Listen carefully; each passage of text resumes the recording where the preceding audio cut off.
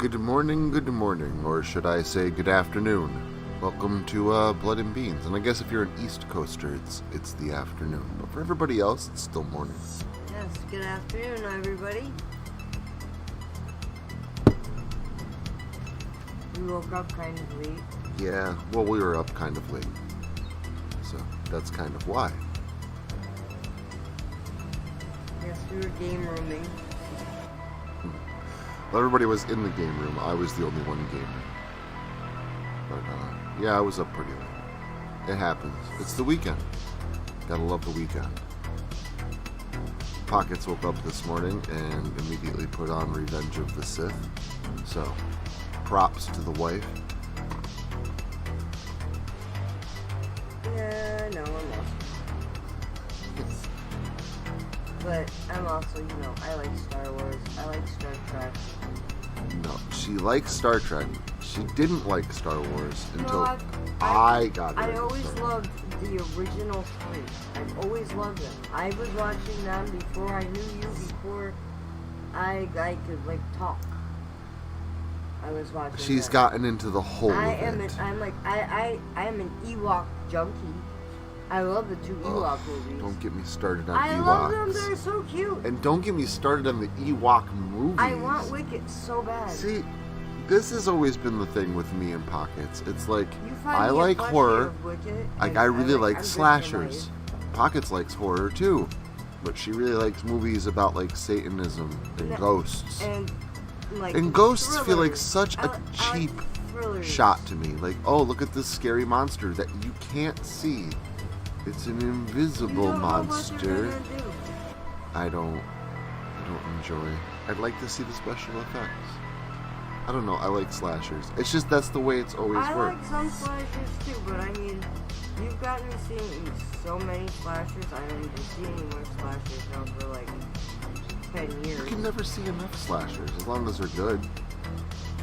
It's the same old thing. It's not the It's same a old bitch, thing. the big So you're boobs telling me that running around screaming, "Oh my God, that's a please don't kill me." stereotype, and that's why the- remakes are so bad. No, No, that is exactly why the remakes Big why bad guy, big knife coming. and that is Corner. why remakes are so bad. That is why everybody says that Jason has a machete. That's his weapon of choice. And ever since New Line got the movies, that has been the only weapon basically that It's he been, uses. I'm sorry. It's I a can debate whether it's a that- stereotype. Jason Jason- barely uses a machete in the Yeah. first 8 movies. Just like 80s horror slashers aren't about big-breasted women running upstairs screaming for help. That's not what they're about. The remakes are about that because the remakes are based off of stereotypes, That's why I don't not like the the actual remakes. movies. Yeah. So you're telling me slashers are so much alike because of the burning and... I'll wait till you get back. This is a pretty pertinent question. Of course, the tea whistle has to go. I'm sorry. Good morning, Sock Goblin. How are you? Morning, Dub. So you're telling me that with Friday the 13th, The Burning, Nightmare on Elm Street, that Laid to Rest, Chrome Skull, Laid to Rest, shouldn't have been made because it's a slasher flick, right? It's a modern slasher flick, and it should not have been made because it's laid to rest, and we already have Friday the 13th and Nightmare on Elm Street. See, this is what I'm saying. And if you've seen Laid to Rest, by the way, the first one or the second one, first one's better, but they're both really good. If you've seen either of those movies, you know exactly what I'm talking about. They're fantastic. They're absolutely fantastic. Slasher movies are still good. You can still make a good slasher movie. And I've had my fill. there's no such thing as a fill. I like my paranormal stuff. I like my She's fantasy arguing from the kitchen. horror stuff. I also like psychological horror, though. Psychological horror. Good morning, is Fuzzy. How are we? I'm in the middle of a debate with my wife. She's saying she's had her fill of slashers because they're all the same, and they're all about the stereotypes of people with big knives and women running upstairs, and no, it's not. That's what the remakes are about because they're based off of stereotypes. And I know that. But I am a Big- little bit, yes, slashered out. I mean, I've watched Jason 7 so many times, I could probably, Good. Now you're like me. That just means you haven't seen the other ones enough times. That's all. So we'll start doing that. No. Because I love all the Jason movies. I'm just saying. All of them. I've had to watch Jason Takes Manhattan in the game room because the wife won't let me watch it. She does not like the 8th one. She doesn't like Jason Takes Manhattan. And it's not my favorite of the group, but I don't know. It's still a good movie. What? Jason Takes Manhattan. And granted, if it wasn't Kane Hodder as Jason, it wouldn't have been as good. And Sock Goblin says, just to stir the pot, he's going to side with you. Thank you. And I don't think that's fair, just to side with Pockets for the sole purpose of stirring the pot. I think if you can, it's having another opinion. and that's fine. Let me finish. That's what I'm getting at. If you're siding with Pockets because you agree with her, then that's fine. But don't just side with her to stir the pot.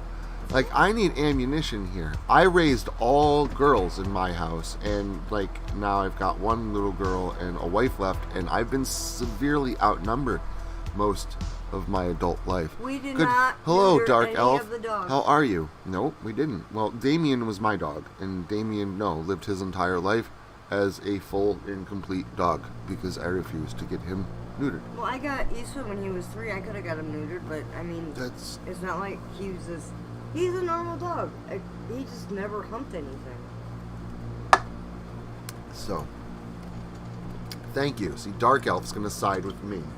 80s horror. My is name not is the stereotypical. Thank you. Bad elf. Put you in the naughty. Stereotypical, whatever, that people portray 80s slashers to be. They're actually good. Like they have storylines and plot and character development.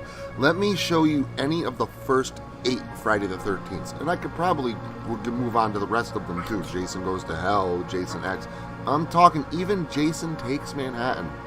There is true character development in every single one of those stories. There's subplot. The characters do things in accordance with what their characters would do. It's not just everybody's a stereotype. They really did try to give everybody a pretty fleshed out character, especially in the earlier films. And it's something you don't see in films nowadays. There is no character development. Characters are who they are, and they just progress through their stories, and usually there's really not much of a challenge. Did not like the remake of Friday the 13th. Did not like that. Did not like this stupendous. Okay, well, fair enough, Sock Goblin. Frigging no. I'm still outnumbered. It happens. I don't mind being outnumbered. I'm used to it at this point. Oh, you're so browbeaten. You're so beaten up here. Nobody loves you. I didn't say that. So. I can pick on you. You're my husband. There's a contract. Good morning, leader. Good afternoon. Good morning. It's afternoon for me, but I did leave the morning thumbnail up because it's morning for most people. Good morning, good evening, depending on your side of the world. Exactly. Nowadays, horror movies are just action horror movies. Very rarely are they good. A slasher / thriller that I thought was a really good crossover, and I think we've discussed it previously on the channel a while back, was Hush. It's a movie about a deaf girl who gets attacked one night by someone, and she has to fight him off, but she's deaf. It's a really good movie. It takes, not really a classic trope, but still takes a trope and spins it on its head with a new dynamic. And again, true character development, good sense of tension. It's really good. I highly recommend watching it. The new job is actually going really well. I'm really happy, and they haven't fired me yet, which is really good. I think I'm doing okay. Honestly, I still think there's things I need to learn and whatnot, and I need to be cognizant of you know, that I'm in a professional environment and can't joke around all the time and stuff like that. But I really seem to enjoy it, and I haven't really gotten yelled at and reprimanded or anything yet. And it's fun. It's exciting. I've got some charging ports in the ground. I've got a few of them in the closeout process now, which means they're completely done. It's actually been really cool, and I work with like really amazing people who are a lot of fun to be around. So He actually comes home happy. I do. Which is The car that we bought was bringing me down over this past week a little bit, but all that was making me work bitch. has been going good. Work's been actually going really good. Oh, bye, Yoda. Yes, Hush is an excellent movie. Highly recommend it. And again, that's like a slasher thriller. That's really good. And it's a good like crossover with a new dynamic. It's leaning hard on me yet. I don't know. Listen, they could fire me at any given day. I do know that there's there's another new guy. He started right after me. And he's doing really well too. It's been a little bit harder for him to grasp some of the concepts that I've been taught and how to do the job and stuff like that. And he hasn't gotten fired yet either. So I honestly think I'm doing pretty well. Everybody seems to be pretty happy with me and what I've been producing and being, diligent at work. So we'll see. We will see. My biggest fear has just been being able to get back and forth. I work a half an hour away down the highway. So, like, if I don't have a running vehicle to get back and forth, it doesn't matter if I'm doing good on the job or not. And my other car, I have a 2003 Ford Explorer, and I had a 2004 Hyundai Elantra, which was a stick shift, and I loved that little car. Put it in the shop about a month ago, maybe 5 weeks now, and the mechanics for an inspection and get a couple things fixed on it, and the mechanic said, nope, it's rusted out, it's unsafe, the frame is rusted through, you're missing about 6 inches, it's not safe to drive. So he wouldn't inspect it, wouldn't work on it, so I basically had to junk the vehicle. You were at work. Well, we junked the vehicle. I had to call around and find places. So then we were down to one vehicle, and the Explorer's decent. It's a 2003. Only has 50,000 miles on the engine still. It's still like a brand new engine on it. It does leak a little bit of oil. I think it's coming from the filter or the pan. That's something that, can be fixed pretty easily. And it's got a little bit of a shimmy when I hit the brake, so I want to get that checked out too. But I haven't been able to throw it in the shop to get any of that fixed because I've been down to one car.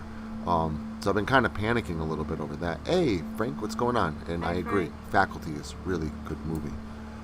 So I was like, we need to get a car. We need to find a car this week. So we went down to this little shop down by where we live. Guy sells used Subarus. And we took a look down there. There was one car we wanted. He sold it before we could go down there and test drive it. But then he let us test drive another car that he just got in. It was sitting in the back. Wasn't even up front yet.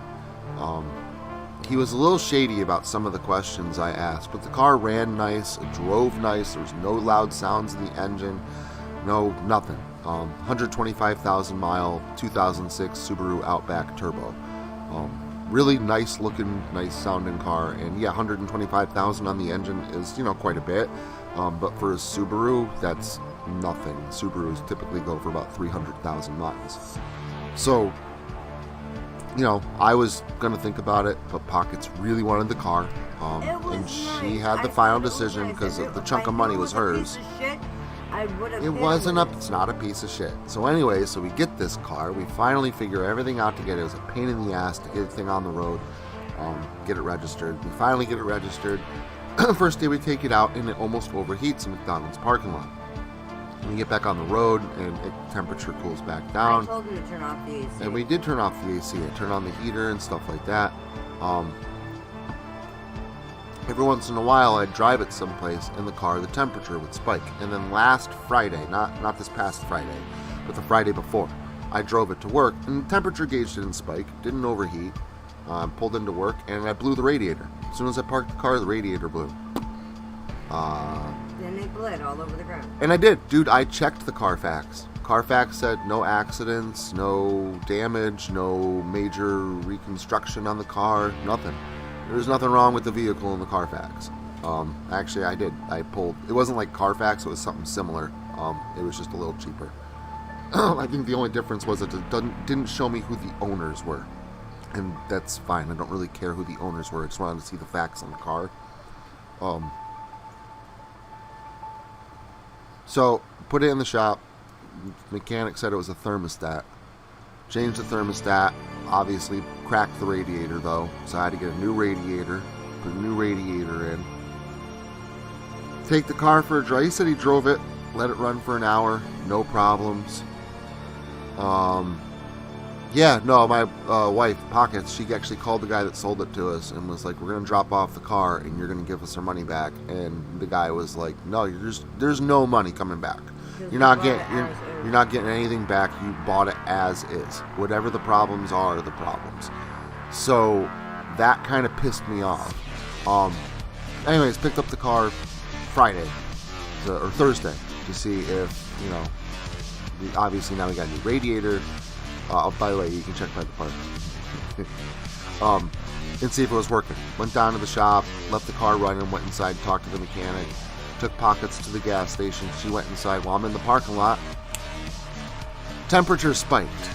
Just put in a new thermostat and a brand new freaking radiator. Now I'm pissed. Now I'm concerned. So I call my mechanic this past Friday and he says, well, when you turn the air conditioner on, do the fans turn on? I said, yeah. He goes, well, next time it happens, turn off the air conditioner and see if the fans kick on by themselves. So I did that on Friday when I got home. Let it get up to temp, made sure the air conditioner was off, and I watched with my own two eyes. I watched the fans kick on, and I watched them turn off when it got up to temperature. And I can't figure out what the hell is going on. It's not a head gasket because it's running great. There's no white smoke, no nothing. It's not the fuel pump because it's not overheating all the time. It's not a fan or a sensor. It's not the radiator. It's not the thermostat.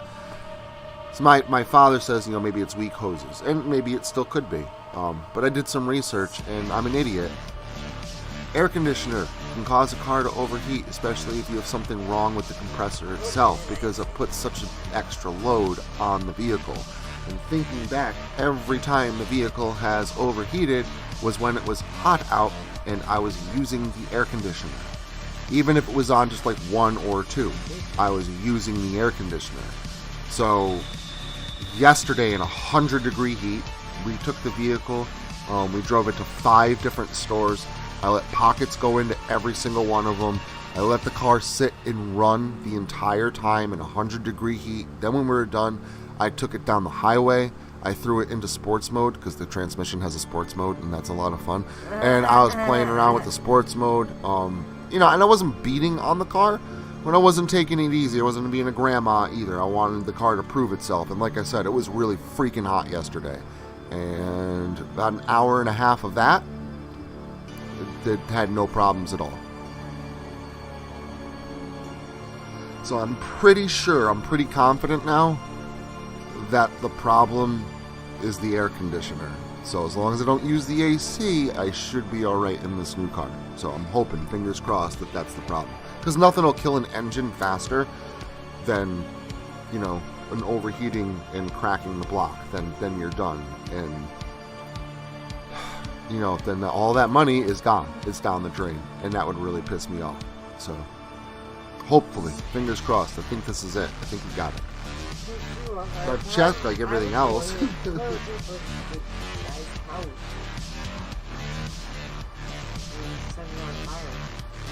This thing's kind of like a hearse. It's long. It's a station wagon. It's a Subaru Outback. It's a station. Yeah, it's a sport. It's a turbo. I know, but yeah, it's a station wagon. It's an Outback, so it's kind of like a hearse. Yeah, except for air conditioning. Yeah. But that's alright. We got windows and a giant. Yeah, I don't mind. There's heat. Well, the heat works. That's why I knew it wasn't the heater cord. Because the heat works. My little seat heater works. I love that thing. Really, that's awesome. Sock Goblin used to own a hearse. That's neat. That's cool. I always said I wanted to own Hearses are cool. I mean, number one, look how much you can fit in there. I almost want to take this Subaru Outback and paint it white and put the Ghostbuster symbol on the sides. Yeah, that's actually, I was thinking the same thing. Call it the Ecto 2. Uh-huh. Special, yeah, but there you go. You're paying specialty plates right there. And for in New York, that's high. I will say this.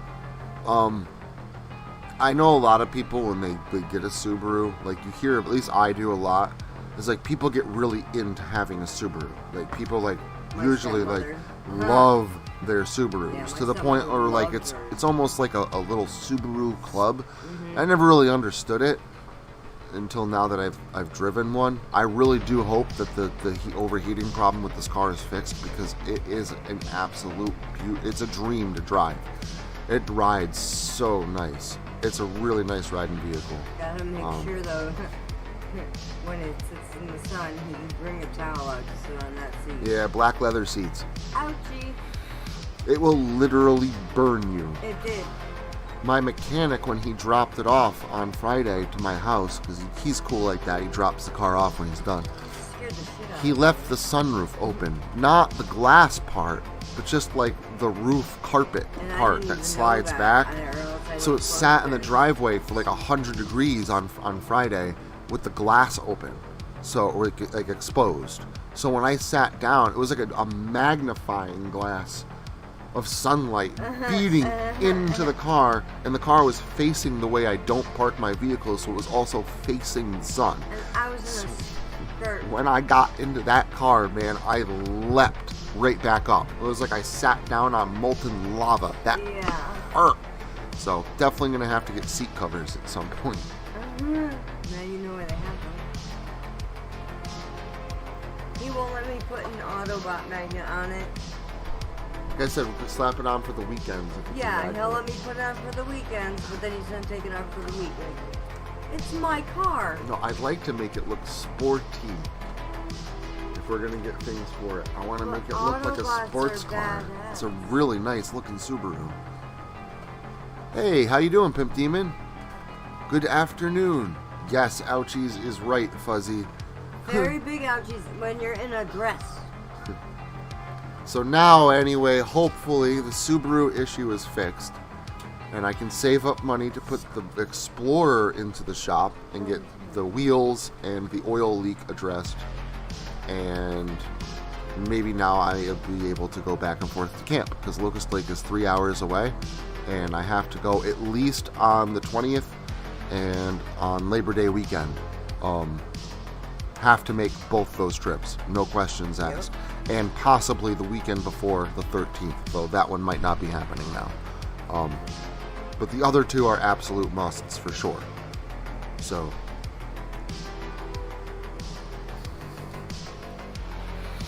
not too bad. I'm pretty happy I got the car situation fixed. That's what I was just kind of rambling on about. Even took it for another drive again last night down to go get ice cream. Me and Pockets went and got milkshakes. Yes, we do. Because we do stuff like that after the premiere. I had to do my narrating last night, but I figured, you know what, before I do my narrating, after the premiere was over, Pockets and I went down to Stewart's and got 2 milkshakes, and we sat outside. Shallow is at Grandma's. Yes, that's why we didn't take Shiloh. It's not that because we're neglectful parents and we laugh at her while we have ice cream and she doesn't have any. It's because that she went to her sister's house. Otherwise, we would have laughed at her while we had our milkshakes, but we didn't get the chance. Yeah. It's weird. She likes the mint chocolate chip, but she doesn't like the non-dairy mint cookie crumble. I know. And I love the mint cookie crumble. I think that's better than the mint chocolate chip. Then Stuart's special. I can say, Fuzzy, that I cannot say that. I indeed have worn a dress before, but that's because it was Halloween. But damn it, I wore stiletto heels for fucking 12 hours and walked on them everywhere and went dancing. So proud. It takes a real man to wear heels.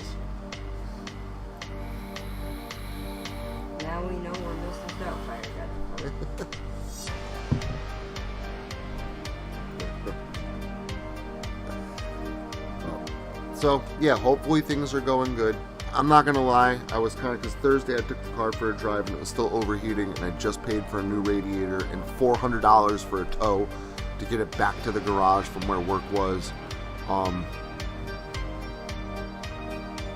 So Friday I was not in a good mood, and I wasn't like walking around my office grumping or anything, but like I wasn't my normal happy laughy self. So I don't know. I hope I didn't like ruin anything, but I'm paranoid as hell. Yeah. I live my life in paranoia and stress. It's actually what's made me survive. That's how I've gotten where I am. It's how I like have a place to live, and it's how we have working vehicles. It's how I've gotten my college degrees. At the base of it all is paranoia and stress, because paranoia is perfect awareness, and stress will keep you constantly on your toes. See, I work best in chaos. My father knew. It clicks up against stuff. That's why I tuck it in. My father always said I worked best in chaos. Like, shit's going down, I am like calm, collected. Okay, here. That is bravery. Tell me about it, dude. I went to the bar dressed as a woman. Yep, that's what I did. Like, I went to a redneck country bar. Not Rex's, it was the one across town. I went to the Country Lounge. It was fun, though. I won a $10 prize, and I bought more beer with it. Of course.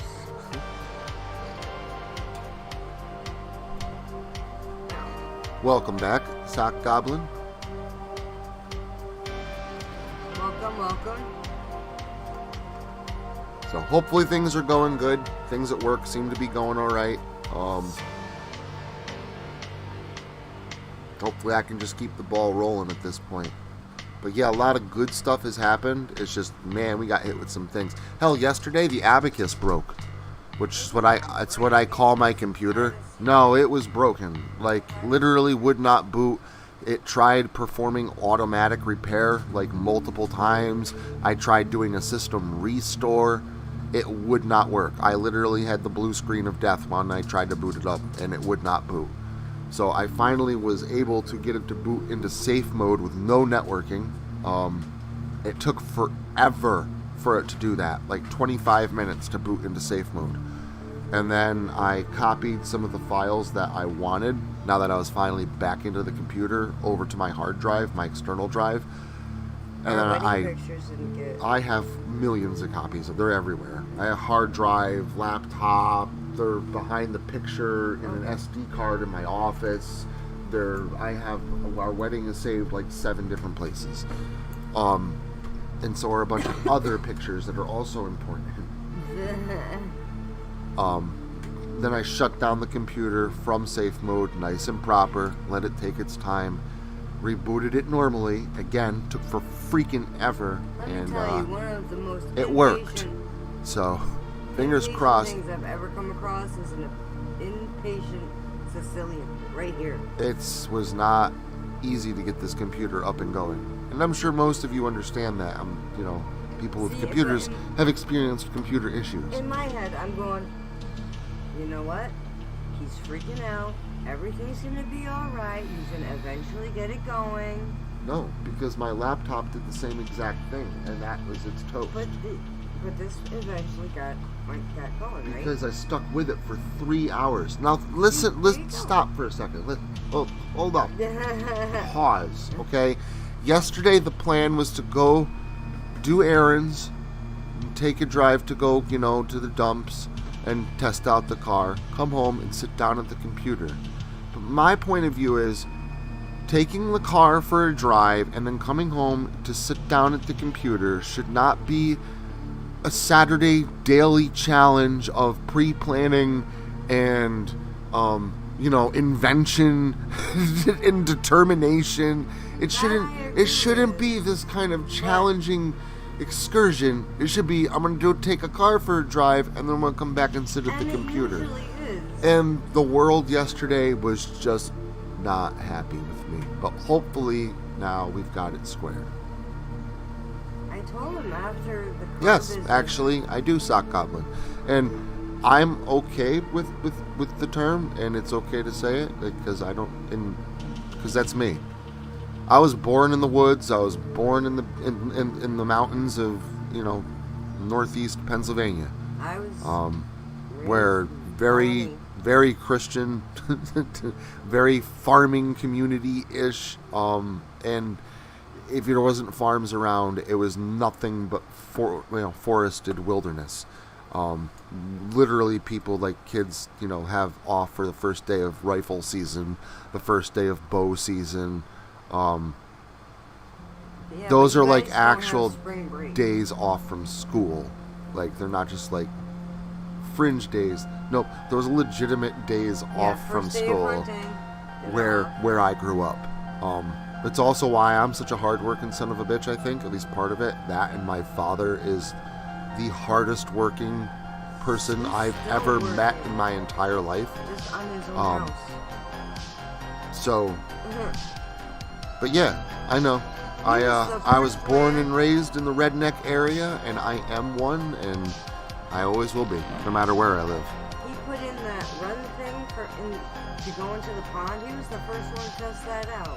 70 some odd years old. It was not a prairie where I lived, Fuzzy. Where I lived, it's all mountains. So, if I drove 45 minutes out to Lake Brackney, you could find some farms and stuff out there, and there were a couple going out towards Montrose, which wasn't too far. But mostly it was forest and woods and trees and lots of distance between houses. And if you were going for a walk, it was either almost straight uphill or straight downhill. There really isn't much flat ground around there. So it's little house on the wavy mountainside. Was like living like a mountain goat. Good times, though. I mean, I had a lot of fun in the forest. I love, where I grew up. It's actually where Locust Lake is located. That's why I go back there all the time for the summer. Once a month I try.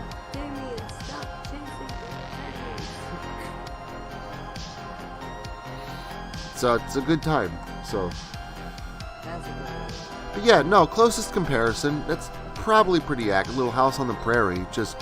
It's replaced the fields and flat ground with hills and trees. And little house in the mountain, man. I'm telling you, man, deer hunting was like religion out there. When I came up from your parents' house from dinner, and I saw a doe and her mother there, I was like, please don't stop on me. Fawn and mother. Yes, and thank you. Deer don't typically attack. She and I, we locked eyes. We're like, oh, hello. Yeah, they don't care. Deer don't attack. I've had deer walk up to me before. I was like. Not gonna lie, I've been sitting in the woods before, Lion walking. smoking a joint, sitting in the woods, up against a tree, hear some walking in the woods, and get all paranoid because I'm smoking a joint and there's someone walking in the woods, and I stand up. I'm looking. It's a deer. And the deer and I just looking at each other. And what's the deer do? Starts walking towards me. I've had deer walk right up to me before. Yeah, we've had a stag the past couple times. Thank God Shawnee was up there with us. And this last time we went up. Do not be afraid of deer. We had Rocky Raccoon up in the tree. He ate my even buck. Can't be afraid of buck. They charge. No, they don't. It's very, very rare. It's usually when they have literally something wrong with them. I know. No, that's rare. Deer are literally they're like the most gentle creature on the planet. It's like, I don't know, being afraid of the kittens. And the kittens are actually more dangerous because they have claws. Well, it was nice of Shawnee to come over with his knife and help me out, because I'm sorry, I was looking up and I saw the raccoon in the tree, the dad feed. I've been to a bonfire so big once, we went through 2 55-gallon drums of diesel fuel. This guy, I'll never forget, it was the middle of the winter, and I worked construction on Mondays, but this guy had a keg. This guy had a keg on Sunday. And Sunday keggers where I live are pretty rare because the beer distributor is closed on Sunday. So I was like, we gotta go. We gotta figure out a way to go. So my buddy Doug was like, well, I'll go to sleep. I'll go to bed like midnight. We'll get up at like 3:30 and I'll drive up to Albany and we'll go to work. We'll get there by like 6 a.m. Like, well, if you're driving, screw it. I can sleep in the car. So this guy's house we went to for this party in the middle of the woods, he had already called the fire department and let them know what was going on. So just in case they were needed, they were all on standby.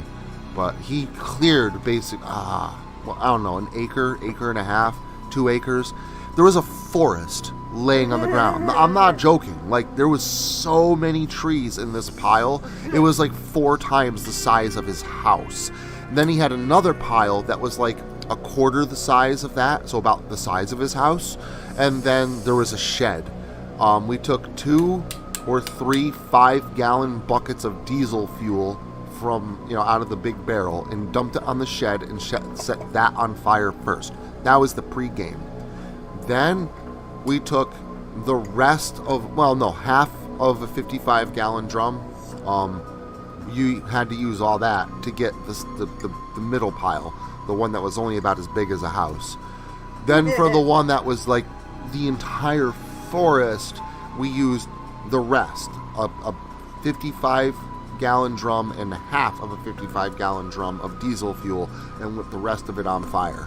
And it was the middle of the winter. Nobody was cold. We were all standing. It was like fire wonderland around us. It was insane. Yeah, we've had some big bonfires. I wasn't there for that one. No, Pockets wasn't. I think it was before I met her, but yep. We had some. That was a lot of fun. That was the night I learned how to play speed quarters, and that was the night I learned I'm very good at speed quarters. You're just good at drinking. Yes, it was very ridiculous and very epic, and it was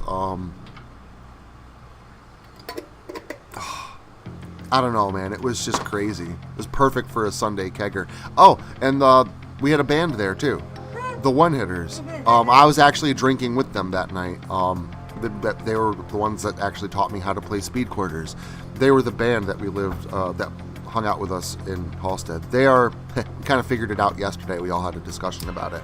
They sound very like underground punk mixed with Blink 182. Yep. That's very, very close to what the One-Hitters sound like. If you go to my side channel, 8-Bit Sociopath, which is typically for gaming, I found my old One-Hitter CD when I realized that the Subaru had a CD deck. So yesterday I went and I burned the One-Hitter CD. I ripped it and burned it onto the computer or whatever, and I uploaded the playlist, all 9 tracks. I uploaded the playlist to my side channel. So I have the One-Hitter CD now available to anybody who wants to listen to music. And yeah, be serenaded by the sounds of Locust Lake from where I'm from. So, and yes, it's Somber Puppet yesterday was listening and he said he really likes it, but it makes him feel like he's like inside Tony Hawk Pro Skater. It's very much the sound of the music. But yeah, they were there at that party too. I don't think they played music though that night. I think they were just there partying. I don't remember them playing any music. I think we were all just outside, just having an absolute fucking blast. And it was cool.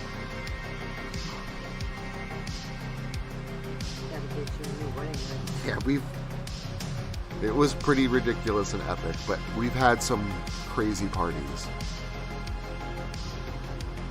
Very crazy parties. Those are behind me though. Can't party like that anymore. If I partied half as hard as I used to, I'd probably die. The way he parties at camp now, he wakes up with a hangover. Oh my god. Last time I went camping. I didn't. I was hangover free. Last time I went camping, and I got there Friday, obviously, Friday night. And I had a bunch of energy drinks. Because work has free Red Bull. And I also drink Impacts, which are like 3 times as strong as Red Bull. So I go to camp and I'm pounding Heinekens. I didn't realize how many I drank. I guess my brother counted and I drank 15 Heinekens. I counted them. I was I just didn't want the bar to fall down on you. pounding Heinekens. They were just so good. I didn't go to bed till 4 o'clock in the morning. Yeah. I woke up the next day with the worst hangover headache I have ever had in my life. And I was completely fine. Hey, Sneed. I needed some orange juice. Like I knew it. I was craving it. My body wanted orange juice. So thank God the bar was. Oh, I know how to open the bar in the morning, but the bar was already open. I woke up and looked right up on my phone. I'm like, how to cure a hangover headache, and it's telling me caffeine, niacin, B12, B6, and I'm looking at my can of Impact. Body Armor and Impact. That's exactly what's up with the caffeine. That's exactly what's in an Impact. An Impact has 76% of all those daily vitamins, and it's 230 milligrams of caffeine. I was like, oh, I just need one of my energy drinks. So, but yeah, that was bad. That hurt. Food. Like that. I love Heineken. That's my favorite beer. We fell in love with that tomato basil pizza. That's my favorite beer, Fuzzy. And I know a lot of people don't like Heineken, and the reason for that is most people say it's skunky, and the reason for that is because it comes in a green bottle. Green bottles, when sunlight or heat, any kind of light hits it, it has an effect on the beer, and it can make it very skunky. So it's very possible and very easy, if the beer is not taken care of correctly, to get a very skunky batch of Heineken. And depending on where you buy it, and how they store it and stuff like that, it can greatly affect how good the Heineken is. And I figured out why Heineken is my favorite beer. See, around here, I haven't been able to find a good batch of Heineken. Every store I've ever gone to and gotten a batch of Heineken, it's fucking disgusting. It's skunky and gross and disgusting. But when I go to camp, even like when I went to, because Locust Lake has a free bar that's run by my brother, completely free, stocked with every alcohol and almost every kind of beer that you could possibly think of. And I wanted to restock his Heineken because I was just pounding Heinekens every time I go up there. And I went out and bought a case of Heineken. And you know what? No, one case. Oh, yeah, and you know what? The whole case, not skunky. Yep. Every Heineken I've had up there, not skunky. It's something about where we're getting them at and how they store them. Well, he's storing it away from light, too. I mean, it's the same thing with wine. But it's not just my brother that's storing them away from light. It's the store. Yeah. And it's the truckers, how it gets trucked in, how it's handled in the store. Well, we bought it at the Locust Lake Gas Mart. Yeah, they keep it in the back. I'm just saying. Where there's no light. Just doesn't disprove my point. Yeah, I know. I'm agreeing with you. I'm saying with wine, it's the same thing. That's why wine is stored in a wine cellar. Ah, so you drink Heineken from the native land? See, I don't know. I would just let it flow.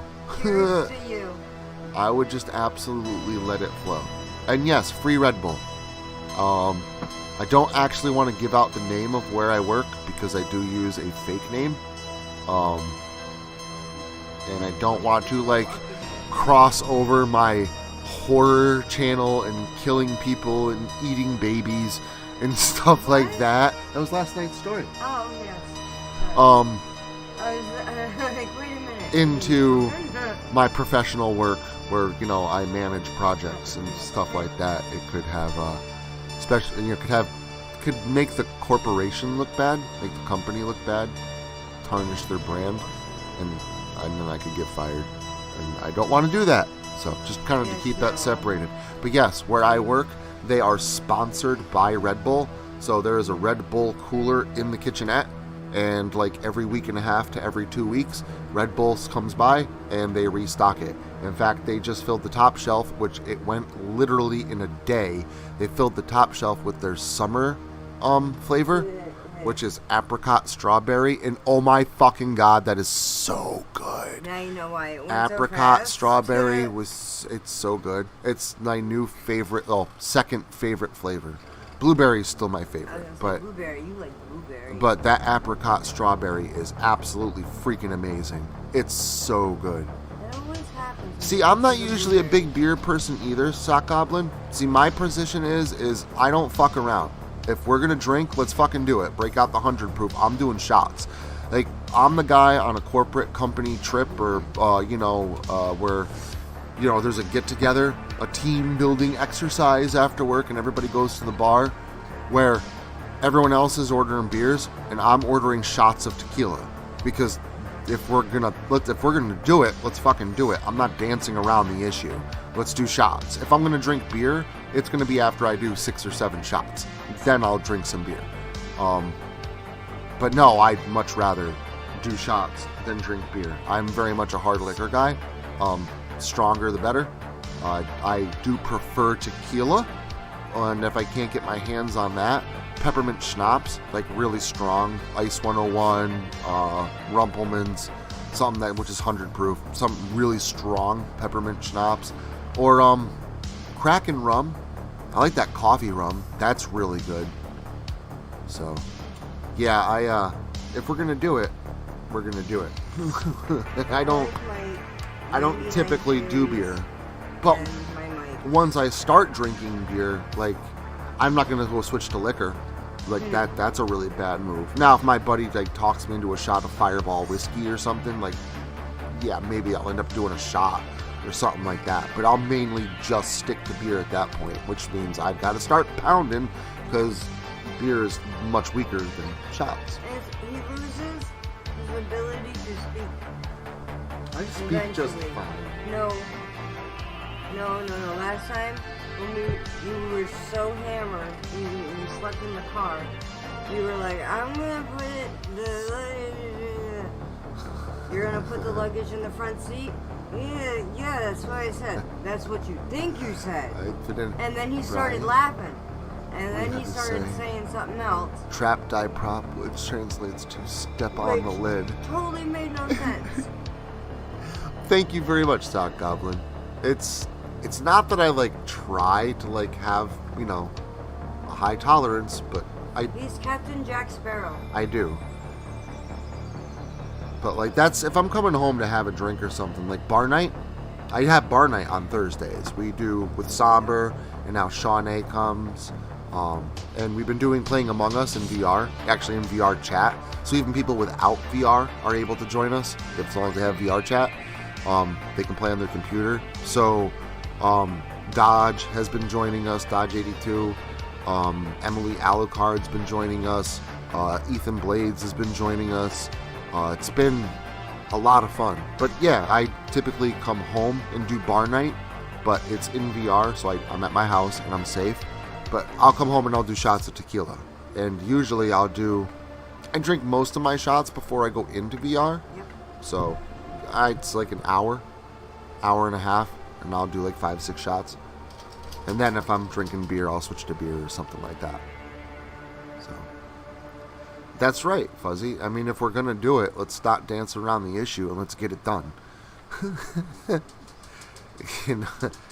I don't agree with just like tiptoeing. Let's just attack it directly. Give me the 151. Pass the Everclear. Pockets likes Mike's. Pockets like strawberry Mike's. I like Moonshine cherries. Oh, yeah, but you like the cherries. No, I'll take the Moonshine And mix it with and Pepsi. I'll mix it with cherry Pepsi. But there's very little cherry Pepsi in this Moonshine, okay? I have worked it out to the ratio that I like, and I can drink that and Mike's at the same time, not get sick, not have a hangover the next day, and Pockets be happy. is way better than me. See? She's better. Just admit, Pockets is better. Whoa, I'm not trying to say that. Just play with you. I know you like your cherries. And freaking Shawnee had me doing shots of freaking whiskey that was going down so freaking smooth at one time. Whiskey's awesome, depending on the whiskey. And I wasn't getting mad off of it. Normally, I get mad. Fireball, and I like anymore. pickle whiskey, that Wicked Pickle. Oh my god, me too. That's really good. Moonshine pickles are awesome as well. Yeah, but I like that pickle, that hot pickle whiskey. Yeah, me too. That hot pickle whiskey is... with some pickle oh brine. my God, to- so delicious. to, Oh yeah, doing pickleback shots with yep. that is amazing. That's awesome. It's absolute. It's like drinking a pickle, a hot pickle. It's so good. I A love lot it. of people are not big fans of that pickle whiskey, that wicked pickle, hot pickle whiskey, but it's good stuff. Yeah, I see that. I did. Oh, and I'm from I don't lemon drops, typically too. get Remember? hangovers either. Very, very rarely do I ever get hangovers. It's actually That why would I be good. sworn off of Michelob Ultra. Ugh.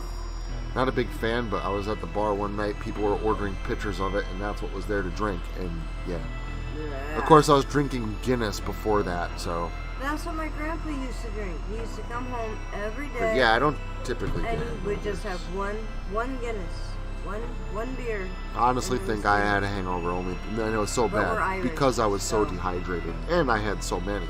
Ah, But you the can't- following night, you can't know, handle your Irish beer. the following night I drank more, and I drank Moonshine before It is a that. lager, I know it's a lager. so I know. it's heavy. I know. But the following night, that Saturday, I drank more. I probably Yeah. drank closer to 20 Heinekens. We Irish know what we're doing. I do like gin, actually. I like gin and tonics. I like gin. I'll drink My- gin out of the bottle. I wouldn't mind having a chaser for it, but it's hard to find chasers My for aunt- gin. But yeah, I my like aunt gin. got me into gin and tonics. So anyway, Gin and I tonics can't are drink- really good. I can't drink just straight gin. I have to have like I- the gin and tonic mix. I like even straight gin. It has a bit of a piney taste to I it. know, that's but what I don't like about it. it's That's why good. tonic, I like gin a kinda lot. cuts it.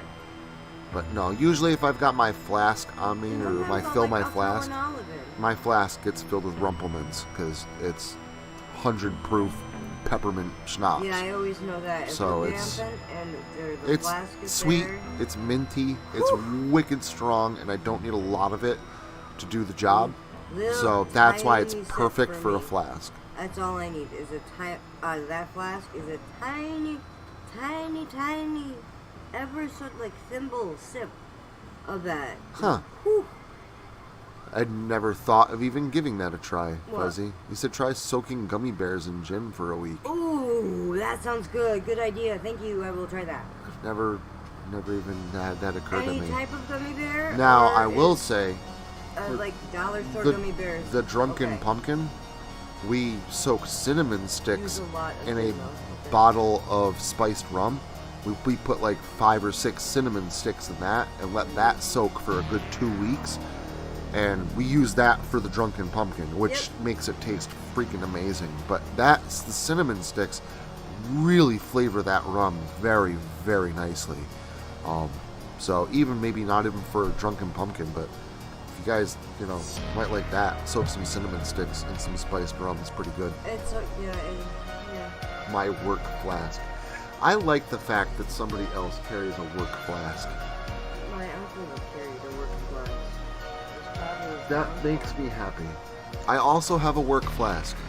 And yes, it's filled with, I keep Rumplemans in it, 100 proof. And that's another reason why it's Rumplemans. Uncle Mark Because carries it's minty. bourbon, It smells like breath mints, and it's much easier to hide. but he also worked for Bell Atlantic. There, I just dated myself. He worked for Bell Atlantic, and he had this little flask of bourbon on him all the time, and it was always full. Yeah, because you never drank out of it. No, he did. My flask is empty. He'd always refill it in the morning. He would top it off. It's always good to at least, and it's not that I drink out of it even at work. In fact, I haven't yet. It's just that I like having it with me, just in case. Just in case I feel like, hey, it's lunchtime, I want to have a drink. It's like how he sleeps with his vape. Sometimes, there's no bars or Like anything a near me, vape? no restaurants. And I've done that before. I've gone out at work and, had lunch and had a beer with lunch or had a drink with lunch or whatever. And maybe, lunchtime, I'm feeling like having a drink. So, I don't gotta go anywhere. I got my flask. I don't even have to leave the building. It's peppermint schnapps and just go to the bathroom and have a drink. So, I don't know. That's cool. Makes me feel better that somebody else also has a work flask.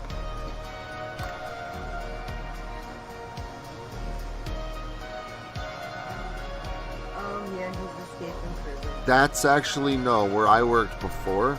I worked for one of the largest construction companies in the country. I was a project coordinator, which was basically just a glorified hiring manager. I was just a recruiter, trying to hire people with very little skills to do jobs that they really weren't qualified for and pay them less money than what they deserved. And that was a pretty tall order to fill. Was never easy. I hated it, and they ended up taking all my power away. Couldn't make job posts and couldn't do mass emails. And how can you not hiring people? Well, because I can't make job posts and make job ads for people to respond to. I can't do email blasts, and you won't let me pay people more money, which is what I need to actually get people to work. And you can't say that, because that's just how corporate is, and you can't bash corporate, so you got to find out a different reason. So my job every day became trying to find out a new fake reason as to why I can't do my job, and then back it up with numbers that shouldn't actually exist. And I started drinking at work. Work was boring. I couldn't do anything. I couldn't make phone calls. I couldn't make emails. Unless I was calling the same 300 people over and over and over and over and over. Took a nap more than once. I wasn't even bringing. It got to the point where I wasn't even bringing a flask to work. I was just keeping a bottle of Rumpelmans in my desk and shot glasses on the windowsill of my office. I was the only one there for the longest time, and then even when we ended up having a sales rep, they started drinking with me. They can't see your gestures. I know. I'm Italian. I talk with my hands. Yeah, so do French. So, but yeah, I ended up basically telling my manager to go shit in his hat. Got tired of him being a telephone tough guy. Nicest dude. Like, in person, he'd come up to my new manager, the new guy that was my incident manager. It's way better than my old boss. My old boss is a douchebag. What a dick. The only reason he did that was because if he did that in your face, I think he was afraid of you. My new boss, though, he'd come up, and when he was there, he was nice as pie, man. He'd give me weed, he bought me alcohol, he was the nicest freaking dude. But as soon as, because he was trying to manage 2 offices, and he lived down south, about 2 hours south, so he wasn't at the office all the time. In fact, he was rarely there. And when he wasn't there, he'd call me like every other day, like yelling at me, telling me that my emails sounded like I was yelling at him. Oh, you sound too aggressive. And it's like, it's not that this was an aggressive email. That's how you're taking it. That's how you're reading it. I can read. He was like, well, how does this read? And he read me my email back. I'm like, I could read the ingredients on the back of a box of cereal in an angry voice and be like, sugar, flour. Doesn't that sound angry? Well, yeah, because you're talking like a dickhead. It's not how I'm writing it, dude. It's how you're interpreting it. And it's just, he kept yelling at me every other day over the phone, and I got tired of it. One morning, I ended up having, it was morning, it was 10 a.m. I already had 3 shots of Rumpelmans, and he called me screaming at me, and I was just like, you know what, you can take this fucking job, and you can shove it up your fucking ass. And I hung up the phone on him. He tried calling me back. I left my phone on my desk. I packed up all my stuff, and the sales rep came in, and she's like, what's going on? And I said, I'm out, I'm done, I'm leaving, I quit. She's like, well, no, you're not. I'm like, okay, watch me. I put everything on my desk, I got in my car, and I fucking drove away. I didn't go back until after I had a job. And I went back to the office to go say hi to everybody and whatnot once I ended up having a job. And apparently they're doing okay. That sales rep, she's actually moved into my position now as project coordinator. She says that she loves it. She says that she's doing really great and getting lots of people. But I guess they don't have a sales rep now because the other sales rep quit. So she has to fill orders for other reps that are out of area, and then now she also has to get up in the morning and do all the walkouts and stuff as well. So she's been having a really she says that she's not, she says it's not bad. She's confident it'll get better. So, and she's enjoying it. So good for her. She's enjoying it. I'm hoping that it goes better for her than it did for me. but that You know he's gonna go easier on that her. office beat me down. It Yeah. completely beat me down. I was done. I had nothing left there. And he came home, and it was like massively early, obviously. And Shiloh and I were both like, "Did you quit?" Well, they've said that to me and we're before both too. like, "Thank you." I've come home early before, Thank for you one for reason or quitting. another. They're like, oh, We did you both quit? wanted And I'm like, to get out yeah. of No, there. I didn't quit. Because we both, Shiloh was 12 years old, and she could see the damage it was doing to her dad, and she couldn't. Hey, Infinite, how are you? She did not like it anymore. She wanted Daddy out of there, which I thought was funny. No, Dad, I'm happy you quit.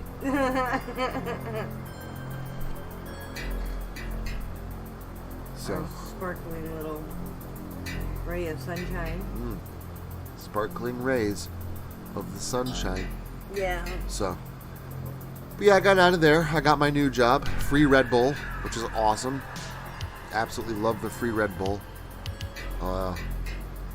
Finally got this new car up and going, I think. I'm going to drive it back and forth to work this week.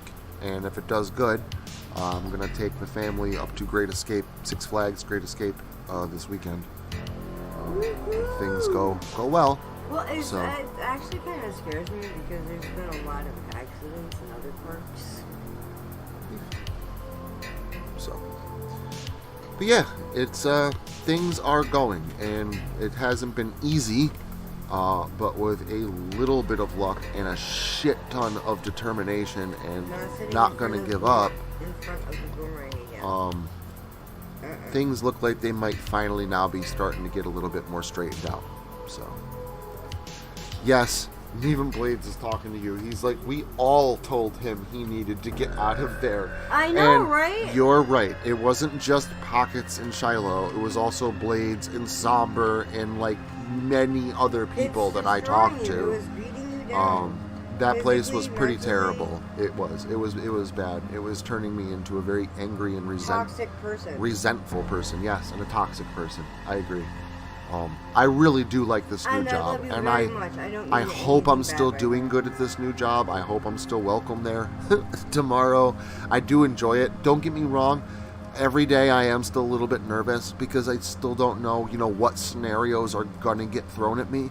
But that's an everyday I am situation. still learning here and there. For I do have a everybody. pretty good grasp on things, but there is still a lot of learning to be done.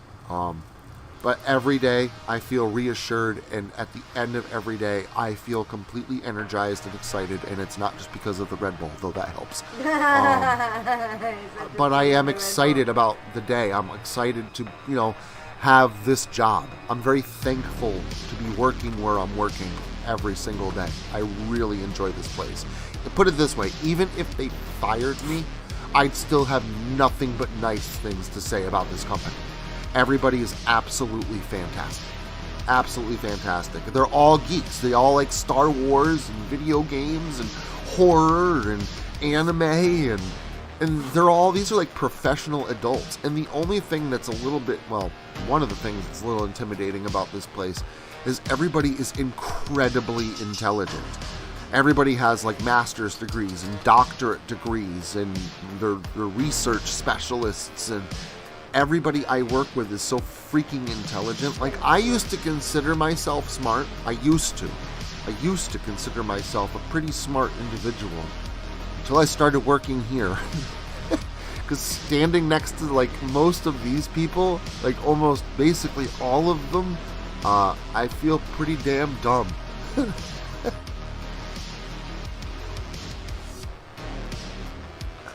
That's funny, Sock Goblin. That's like the best kind of day. Yeah, no, I think the car is fixed, Leader. I think it is. I think we finally narrowed down the problem. It's the air compressor for the air conditioner. That's what's making the car overheat. Every time it's overheated is when I had the air conditioner running. And I really put it through its paces yesterday. Super, super hot out. Did not, take it easy while I was driving it down the road.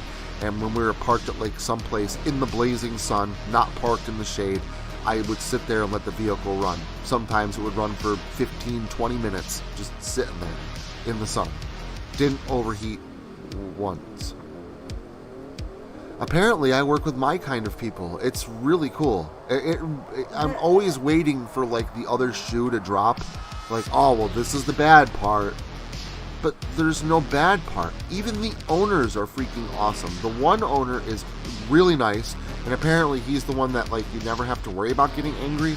He's the one that's like comes in, has a good time. He's there super early every day. Way early. It's like 6 o'clock in the morning. He's usually like the last one to leave, apparently. He's a really nice guy. He plays music for the Zoom calls when we have like our quarterly meetings and stuff. And then the other one, who's a little bit more quiet and reserved, he looks like he could have the capacity to yell, though I've never ever seen it happen. And he brings his dog every day, Mac, and the dog is adorable and very happy and loves all the people and like makes his rounds around the office so everyone can pet him. And he was actually Employee of the Month once. He has the plaque up in his little office with his little doggy bed. It's a really freaking awesome place to work. Like, I can't say enough nice things about this place and the people that work there. It's absolutely incredible. So yeah, I think we found a winner. A good place to work. It's not toxic. They always say, when you're looking for a new job, don't just pray for a job. Also pray for a healthy work environment. Yep. And that's what this place is. And it's not just because it's so fun to work at, and it's not just because the people are so great. It's specifically because of the challenge. And I actually finally figured this out. When I was working for my old company, there was no challenge anymore. They took away all my power to recruit people. They took away my power to hire people and make good decisions. And my work wasn't actually work. It was trying to come up with fake excuses why I couldn't do my work. So basically there was no productivity getting done. None. There was no productivity getting done because my job wasn't actually my job anymore. My job was something else, and it wasn't about being productive. And I get a high off of being productive. I get a high off of being challenged. Because when I face a challenge, that's why I like video games so much, rather than opposed to, like, I love movies, I do. But like games, I get such a bigger thrill out of games, because video games, it's the same thing, but you have to participate in it. You have to, you're interacting with what's on the screen. And it's a challenge, and you're rewarded by like the ending of the game. And you get that dopamine rush when you complete a challenge. That's anything. When you make a new discovery, or you learn something new, or you complete something that was initially challenging for you, you're rewarded with a dopamine rush in your brain. You literally get a high off of it. And I wasn't getting that from my old job. I was severely lacking in a dopamine rush. I think that's why I resorted to doing shots of Rumplemans, because I was getting a dopamine rush. I already told you that. So now when I work at this company, like, yeah, it's challenging, but I enjoy that challenge, because now that I have charging ports in up near, Lake George area, New York, now that I have charging ports in down by Locust Lake, right outside, in still in New York, but right over the border, which is actually pretty cool. Those are my first stations that went into the ground, was out there, and that's pretty awesome to me. But like, now that I'm getting these projects completed and I'm moving them through different funnels, or every time I learn something or I grasp the concept and go, oh, okay, now I get it, I get that high, I get that feeling, I get that dopamine rush where I'm like, woo, guy in the chair, right? I'm so excited, yeah. I didn't get that from my old job ever. And every time I did, my old boss, the first boss I had there, was such a dick. He'd call me a retard and all this other nasty names, or I'd be like, yeah, I hired this great guy, and he'd be like, why are you so happy for? Why couldn't you do that a month ago? Go hire 6 more people like that, and then you can be happy. Like, he wouldn't even let me take a win. So even when I did have a win, I wasn't allowed to like experience that dopamine rush. It was taken away. And that sucked. I hated that job. I hated it. And I did it for 5 years. 5 years. And I never missed any time. I left there with all my vacation and sick time paid out to me. I had 3 weeks pay after I left. Because I didn't take time off. I got my master's degree, and for 2 years with a master's degree, I couldn't get out of construction. I was working out in the construction field doing drywall with a master's degree. And I don't mind drywall. I actually liked it. And if it was all year round work, I would have stuck with it. But I also felt like spending all this money on a college degree to get a master's degree to be working in construction still was a bit redundant. It took me 2 years. And by luck, I kind of fell into this one. It wasn't because I applied. It's because I went there to work as a drywaller, and they were like, oh, look at his resume. Let's see if he wants the project coordinator position. And they asked me. I got lucky. The job I have now is the very first job that I applied for and got, and the college degrees and experience and everything all played a role into me getting this job. It was a pretty big moment for me. It actually made it feel like college was finally worth something. And yeah, so was the experience, because I wouldn't have gotten this job if I didn't have 5 years experience as a project coordinator. I wouldn't be a project manager.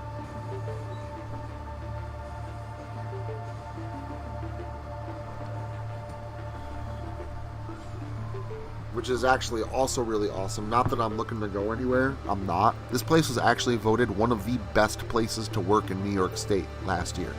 So definitely not looking to go anyplace. But if I was younger or whatever, like, this is perfect. Like, my old job, project coordinator, was a hiring manager. It's really all I did. I was a recruiter. I didn't really do any project coordinating. I was a recruiter.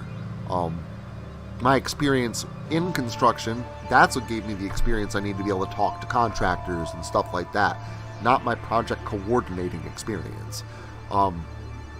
This job is quite literally teaching me project management, and I am picking up all kinds of new skill sets, and I freaking love it. It absolutely makes me much more valuable of a person. So I'm not going to say go to college and say that you should, because I've seen, like I said, I've seen some people go, work really hard, get degrees, and still not get the job that they want, or get, it takes forever sometimes. I've known people with master's degrees working at McDonald's, because everybody now has a college degree. So a college degree just kind of makes it so you can compete in the normal job market, because if you can hire somebody with certain qualifications and somebody has the same qualifications and a college degree, it's like, oh, okay, well, this person can stock shelves because they have a bachelor's degree for this. I don't know, but I don't know if it's quite as valuable as it used to be. And colleges are very much a business, and weigh your pros and cons, man. I went to a good college. I got good college degrees, but I also owe like $200,000 in student loans. So, no, it was much less. It was 202. And it's actually blown up now because I was paying. It's like down to like 185 or 100 or whatever. It's basically $200,000 in student loans. Weigh your pros and cons. For me, it was definitely the right move. Now I can finally afford to live. It took a lot of hard work. It took a lot of sacrifice, and it took some high-proof alcohol to help get me through sometimes. It was not easy at all. And going to college itself was probably the hardest part. And there was no drinking at all. For those 8-9 years I was at college, I didn't touch a drop. I didn't have a single drink. And I worked full-time as a construction worker. And hello, Emily, how are you? I worked full-time, 40 hours a week, working construction, doing drywall, and I was a full-time student for 8 years. And I took care of a family. I was the only one in the house that had, a driver's license. I'm the only one that drives. So I took care of my family, took care of my house, took care of my job, and took care of college for 8 years. It was a challenge. There's no doubt about it. It was a challenge. It's pretty cool to look back on it and actually see those college degrees, and surreal that I was able to actually get through it and that I actually have those now. And it's also kind of surreal that I have a job that directly reflects my experience and my college degrees, which is really cool. I even made him up his own little certificate. which I have hanging up in the game room. It's a congratulations employment shine. Like, Mario achievement, sunshine, employment shine. So I have it hanging up in my game room. And so yeah, it does pay off, but it's not the college part that pays off. It's the hard work and determination. To tell you the truth, college, the thing that benefited most, I have a bachelor's degree in psychology. I have a master's in organizational management, and I got halfway through my doctorate for organizational leadership. But my bachelor's in psychology has probably helped me out the most. It's been my most beneficial college degree. Mostly because it's helped me more than anyone else. Taking psychology in college helped me learn why I do the things I do, why I think the ways I think, why other people think the way they do, why the brain works the way it does. It's given me some insight into not just human nature, but my own personal nature, and basically some mental traps that mostly all of us fall into. But the first step in avoiding a trap is knowing that it's there. And that's it. That's very true. And that's literally, that's psychology at its core. Recognizing a trap is the first step in avoiding it. So if you can learn how your brain functions, why you do the things you do, once you learn that behavior is a byproduct of emotion, which is a byproduct of your reaction to a situation in correlation to previous experiences.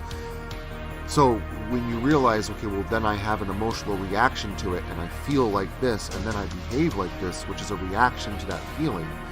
If you take the emotion out of that equation, you can start dealing with problems more objectively, because you can understand why you feel the way they do and how they're interfering with your behavior and your reactions and how you're dealing with situations.